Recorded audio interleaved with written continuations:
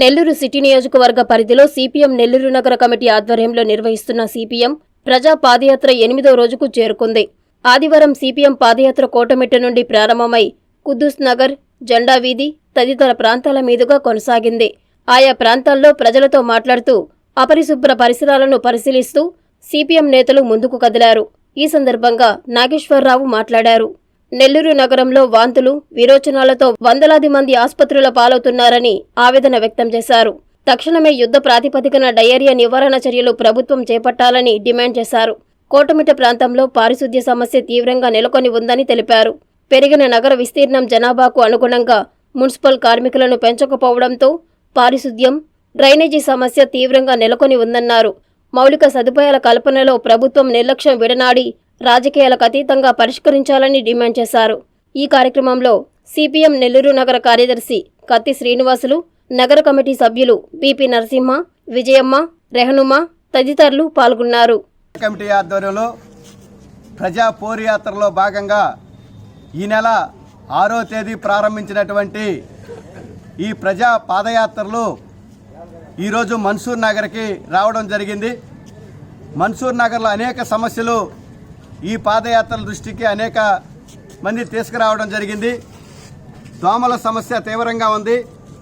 ఈ ప్రాంతం మన్సూర్ నగర్ ఏర్పడి దాదాపు 30 సంవత్సరాలు కావస్తున్నా ఈ ప్రాంతంలో ఉండేటటువంటి ప్రజలు ఈ రోజు కూడా రిజిస్ట్రేషన్ నోసుకోలేనటువంటి పరిస్థితి ఈరోజు ఉంది.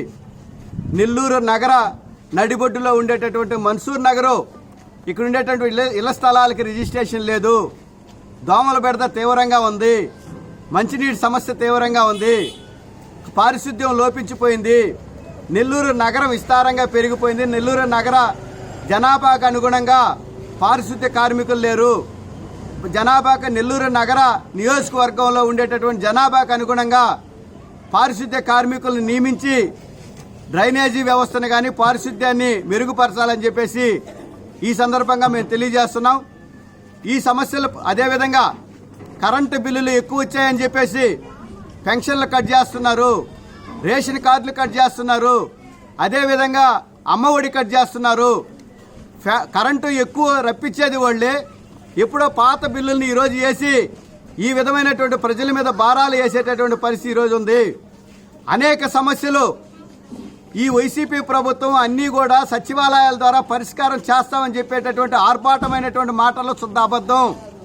పాదయాత్రల దృష్టికి అనేక సమస్యలు రావడం జరుగుతోంది.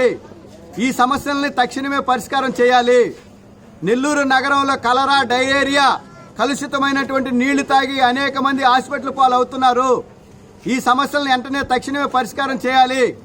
లేని పక్షంలో ఈ నెల 18వ తేదీ పాదయాత్ర దృష్టికి వచ్చినటువంటి సమస్యల మీద మన నెల్లూరు నగర కార్పొరేషన్ ఆఫీసు వద్ద మహాధర్నాకి సిపిఎం పార్టీ నెల్లూరు నగర కమిటీ పిలుపునివ్వడం జరిగింది.